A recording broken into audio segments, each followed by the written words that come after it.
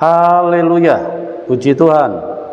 Salam sejahtera buat teman-teman dimanapun Anda berada.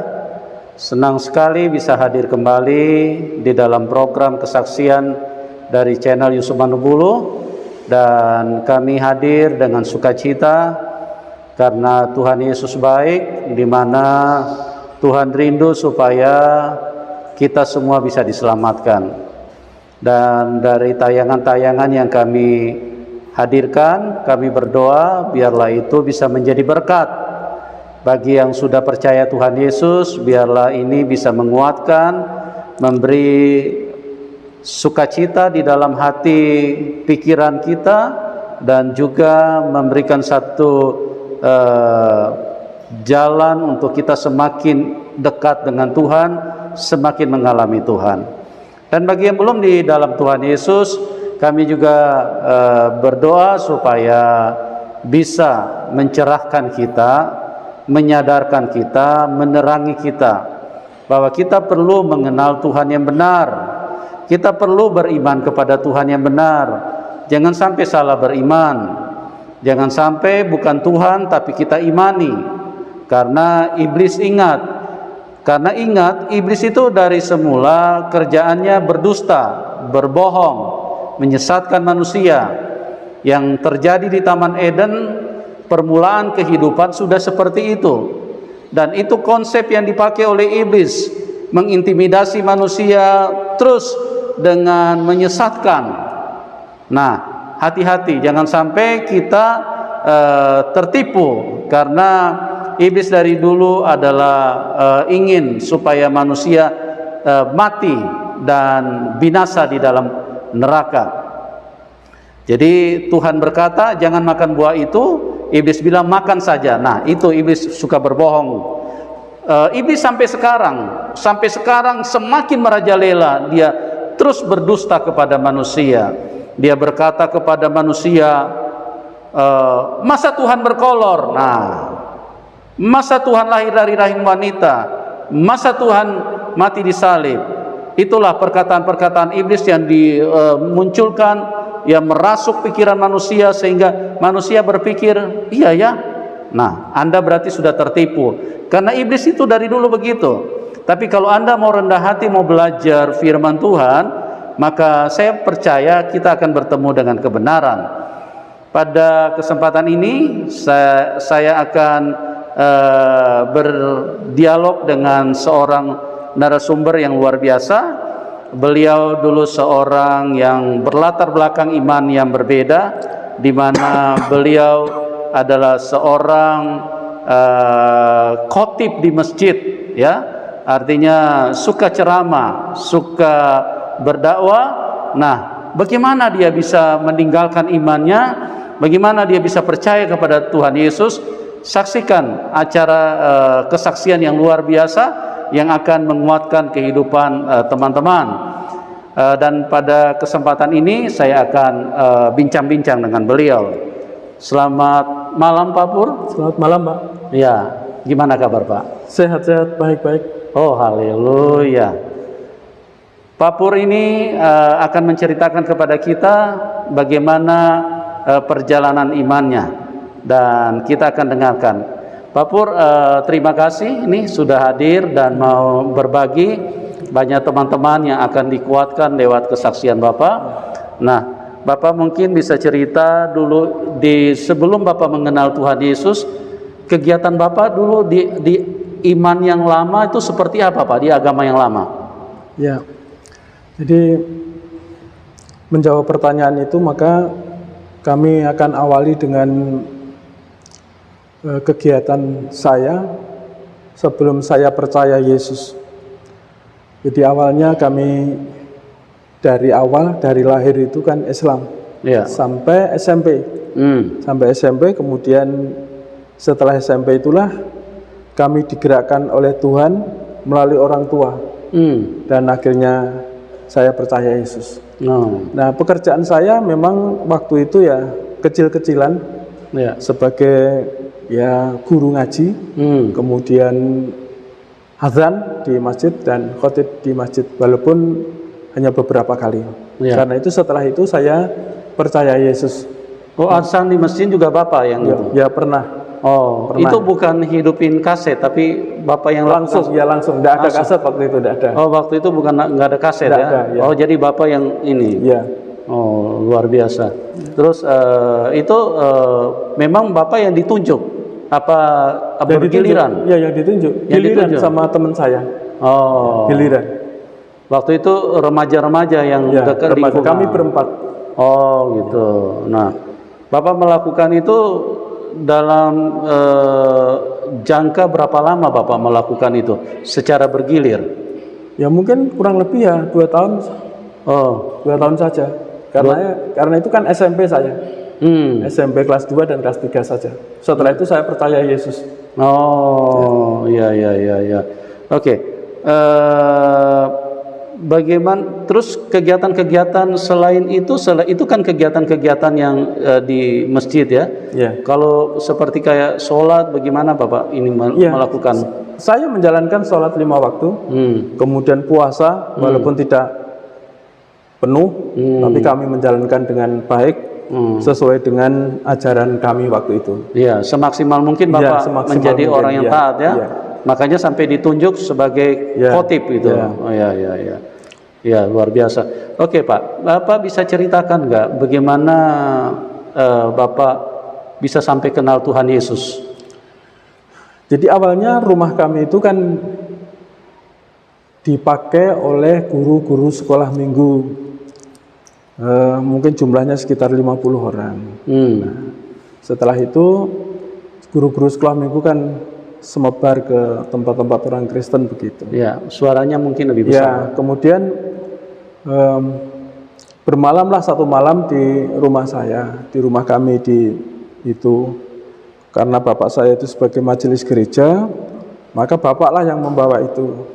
Kemudian pagi harinya setelah guru-guru sekolah minggu itu pulang, bapak saya malah dipanggil ke kantor polisi. Pak, sebentar Pak, saya mau tanya dulu Pak. Bapak kan Muslim, sebagai khotib di masjid. Bagaimana ceritanya orang tua kok bisa percaya Tuhan Yesus Pak? Bisa diceritakan kepada teman-teman supaya mereka jelas bagaimana sampai Bapak orang tuanya bisa percaya Tuhan Yesus gitu. Ya, awalnya Pak Pendeta itu datang ke rumah, dengan beberapa orang, kemudian Bapak itu diinjili begitu, kemudian Bapak menjadi percaya. Dan bukan saja percaya, tapi Bapak itu melakukan kebenaran firman Tuhan itu. Ya.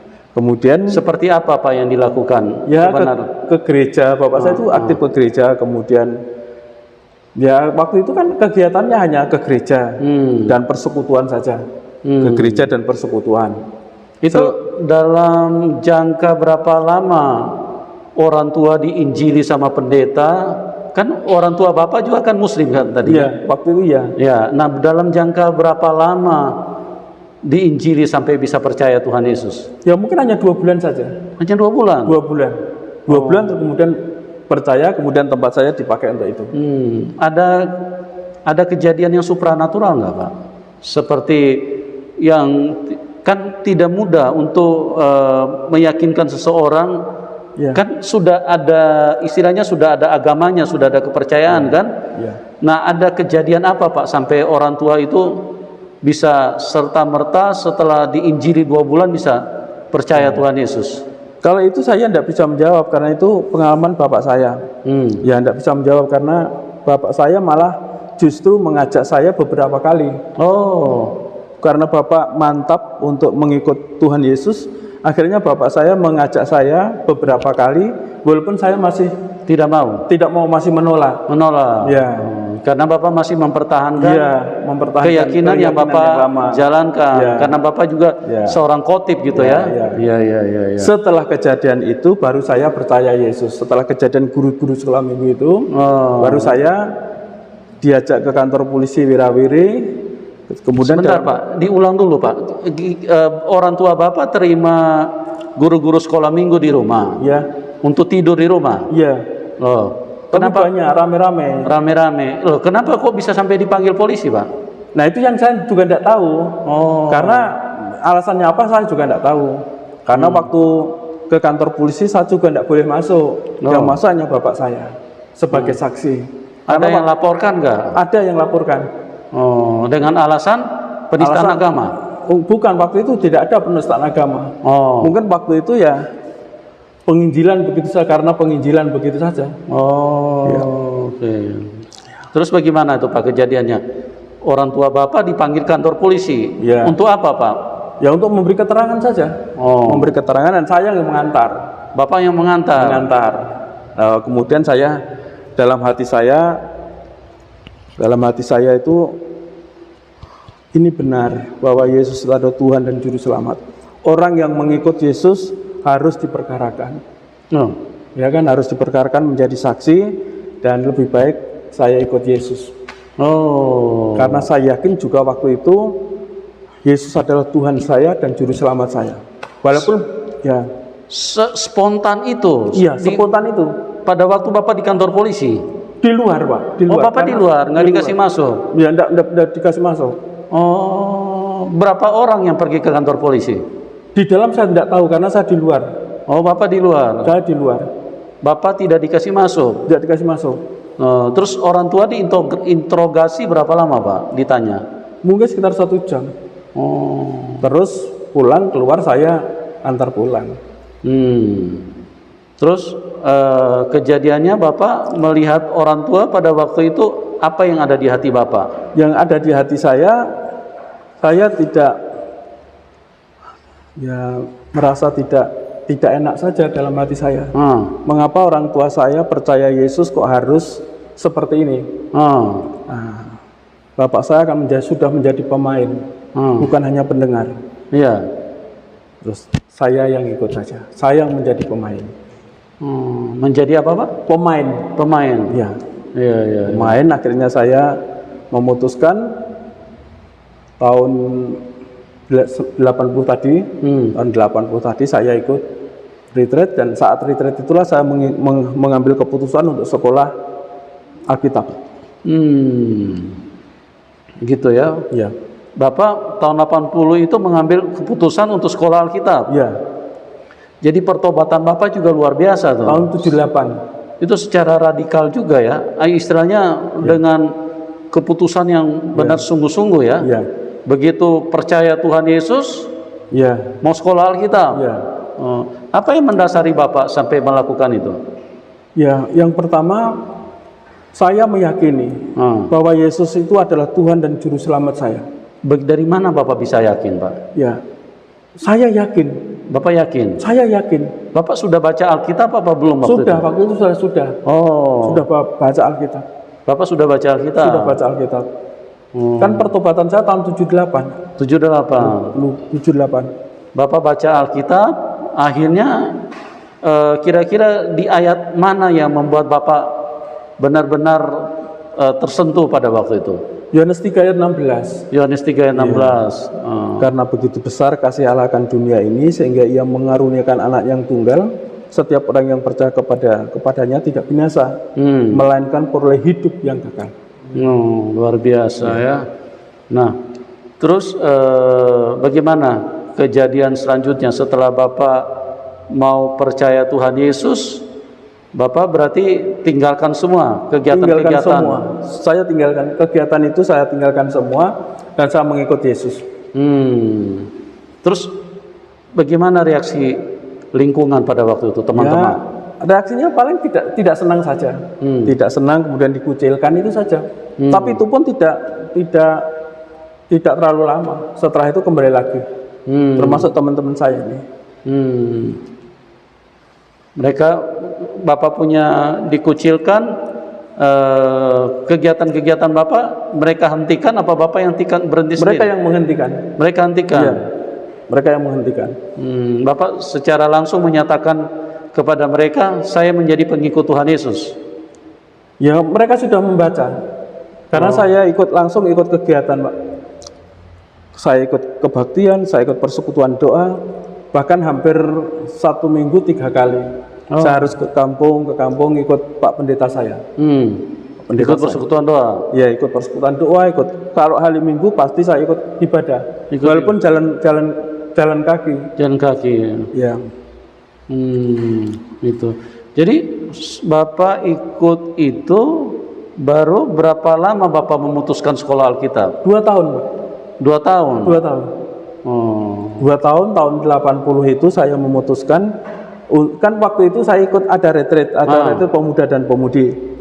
Nah, setelah itu saya mendengar khotbah Pak Pendeta itu, saya mengambil keputusan untuk ikut sekolah Alkitab.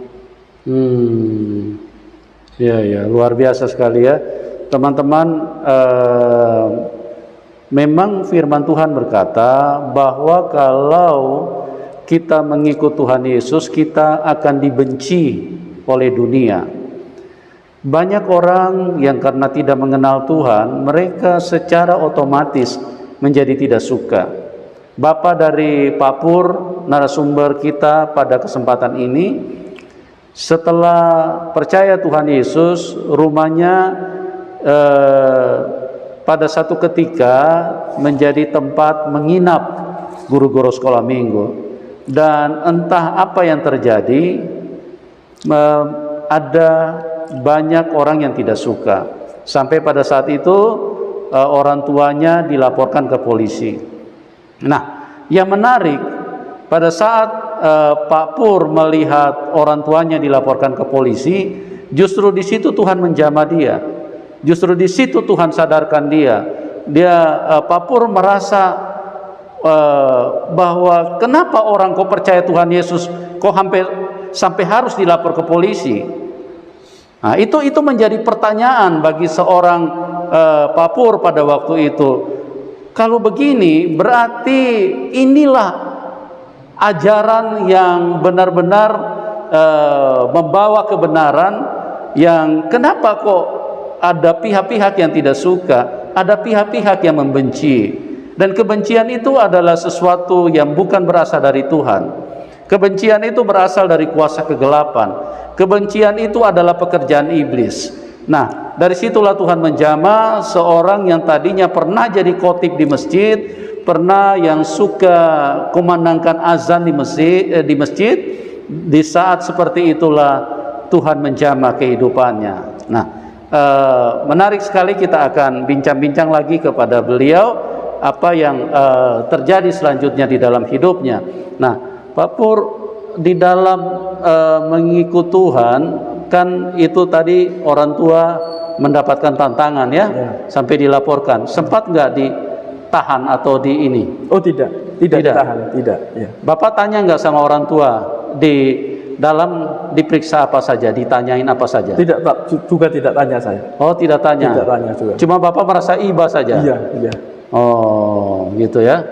Nah, Bapak sendiri setelah percaya Tuhan Yesus, kira-kira tantangan apa saja yang Bapak hadapi? Kan kita pasti pikul salib, Pak. Di dalam mengikut Tuhan Yesus pasti ada salib yang harus kita tanggung.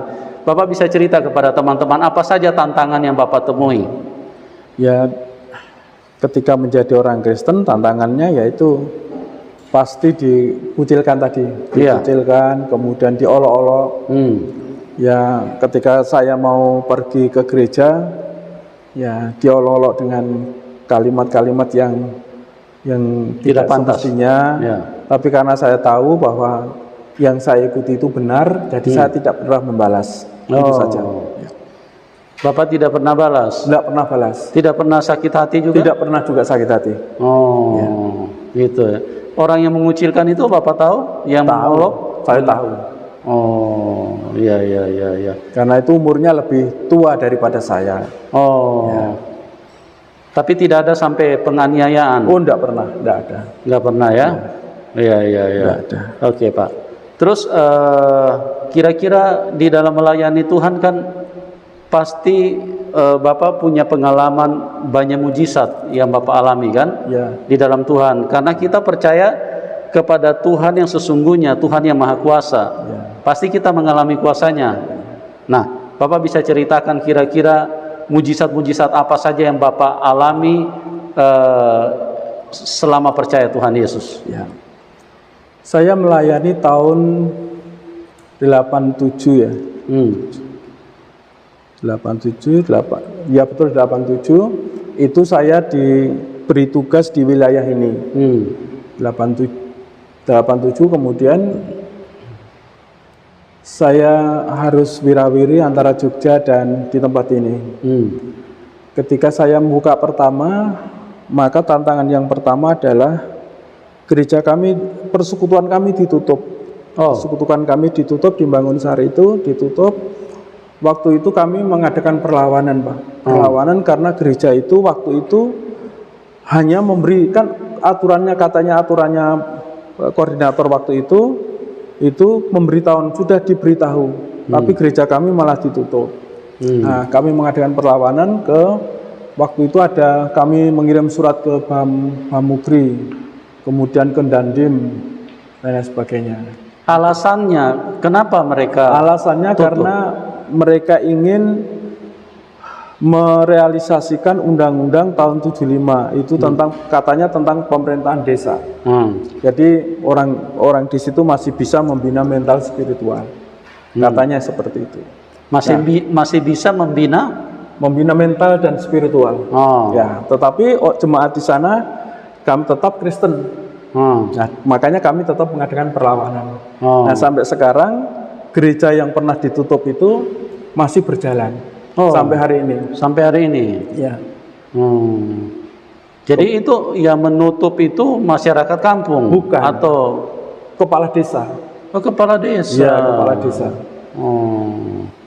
Jadi masyarakat malah sangat mendukung. Masyarakat. Ya. Tidak ada masyarakat menutup, tidak ada. Yang menutup itu kepala desa. Kepala desa. Iya. Jadi bagaimana bentuk perlawanan yang diberikan, Pak? Seperti saya apa? mengadakan perlawanan sebagai surat, karena mereka kan menutup itu pakai surat, Pak. Pakai surat resmi, maka saya harus pakai resmi, surat resmi. Saya mengadukan ke Bamugri tadi, Badan Musyawarah Umat Kristiani Kabupaten Semarang. Karena itu tidak tembus, tidak selesai, maka saya ke Dandim. Dandim. Kalau sampai di Dandim malah selesai. Sudah selesai, saya diizinkan ibadah lagi di Bangunsari itu, dan kemudian selesailah masalah. Jadi kami sudah saling memaafkan sama Pak Kepala Desanya. Begitu. Luar biasa ya. Tuhan membela pekerjaannya, Tuhan menyatakan kuasanya. Buat seorang yang percaya kepada Tuhan Yesus, bahwa Tuhan bisa mengubahkan sesuatu, manusia boleh menutup, tapi Tuhan yang campur tangan. Amin. Terus kira-kira mujizat-mujizat apa lagi yang Bapak alami selama melayani Tuhan, Pak?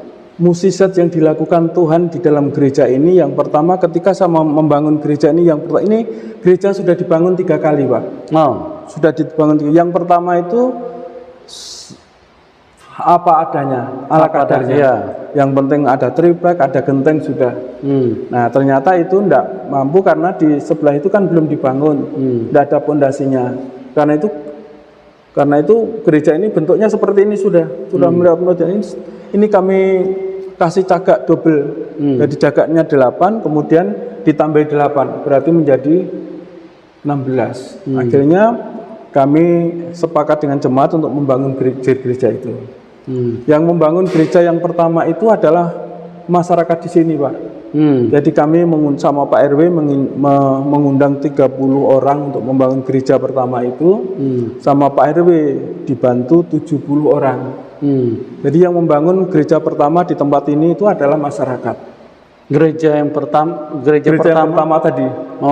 Gereja yang pertama tadi yang membangun masyarakat. Masyarakat yang membangun. Itu dengan kepercayaan yang berbeda-beda. Tapi mereka mau membangun di gereja ini.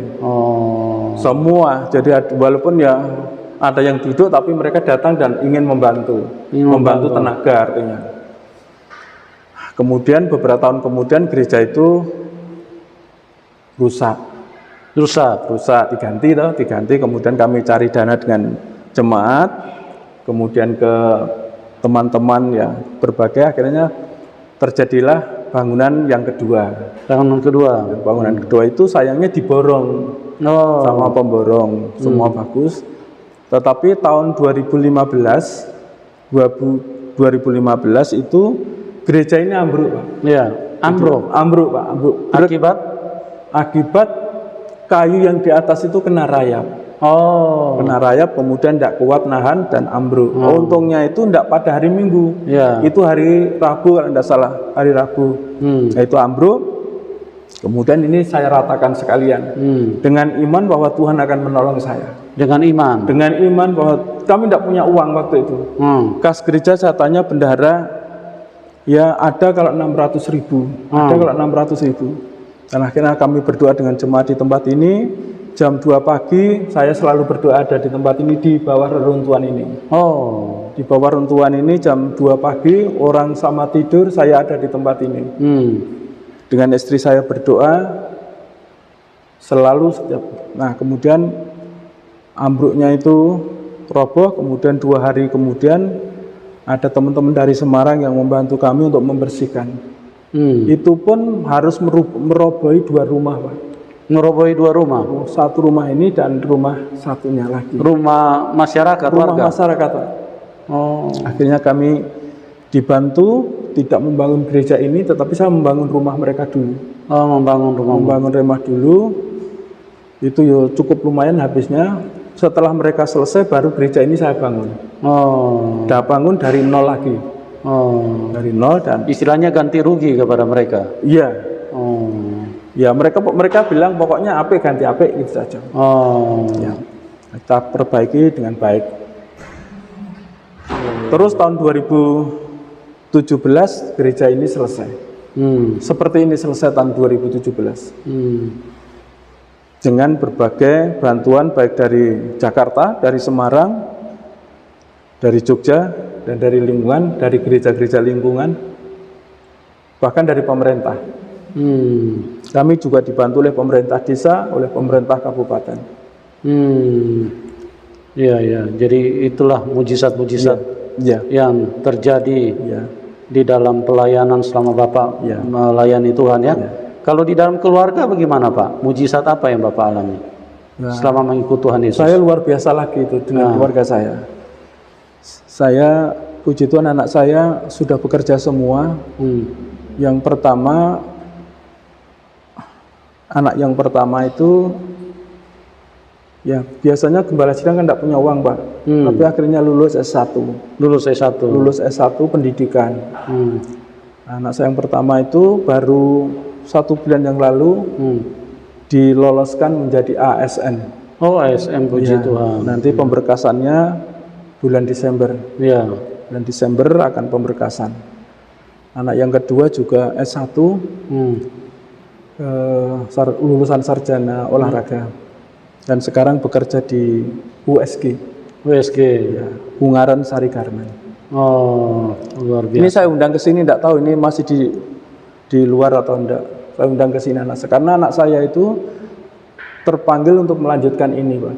Oh, terpanggil untuk melayani Tuhan di gereja ini. Dia sudah siap, tinggal mungkin pendalaman Alkitab yang perlu diteruskan. Ya. Luar biasa.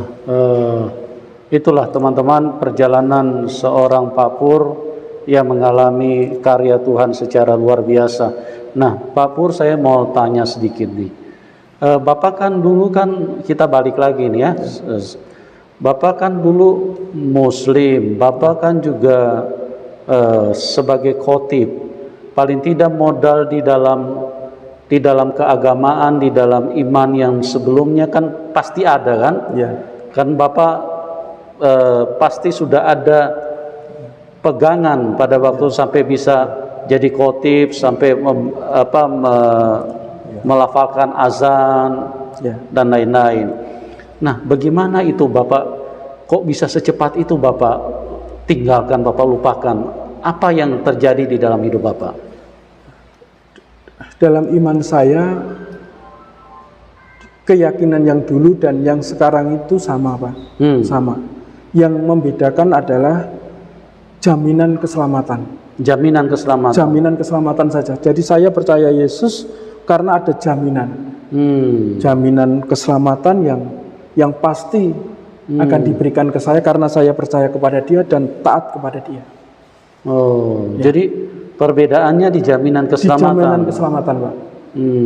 Jadi Bapak di dalam iman yang sebelumnya Bapak tidak yakin? Belum yakin, Pak. Belum yakin bahwa Bapak akan selamat, akan masuk surga? Iya.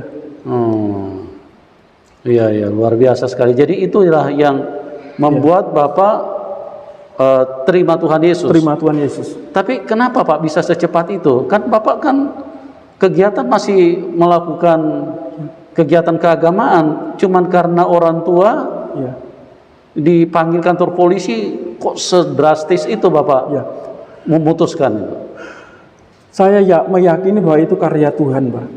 Karya Tuhan, itu pekerjaan Tuhan yang saya harus dipanggil dan dipilih. Itu keyakinan saya, Pak. Keyakinan ya? Keyakinan saya. Iya. Memang betul teman-teman, bahwa bukan kamu yang memilih aku. Yohanes 15 ayat 16. Bukan kamu yang memilih aku, tapi akulah yang memilih kamu. Dulu saya juga tidak percaya Tuhan Yesus. Bahkan saya juga tidak suka. Tapi Tuhan Yesus memilih saya. Begitu luar biasanya kasih-Nya.